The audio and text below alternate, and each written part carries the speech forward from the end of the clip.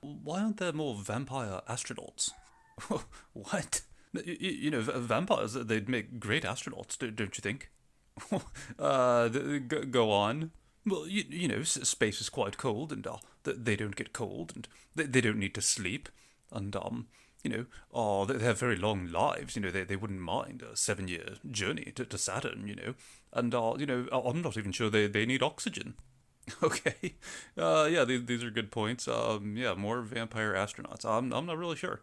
But perhaps I'll write a letter to the National Aeronautics and Space Administration. We just call that NASA. NASA. All right then. I'll write a letter to NASA. Okay. While you're at it, maybe you should write a letter to like the League of Vampires or whatever group they all belong to. Yes, yes, the League of Vampires. Perhaps I'll write a letter to them as well. And I'll just say, hey, perhaps they don't suggest it enough as a career path for vampires. They're not aware of their opportunities.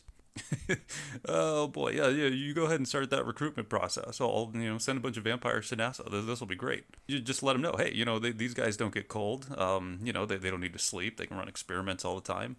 Yeah, and they definitely won't mind. A long voyage. They got a long lifespan. And you're right. I don't think they need to breathe oxygen either. This is perfect. Right, yes, just make them more aware. Hey guys, you're missing out on an excellent career as astronauts. Yeah, I wonder what do vampires do? Like, what is their job?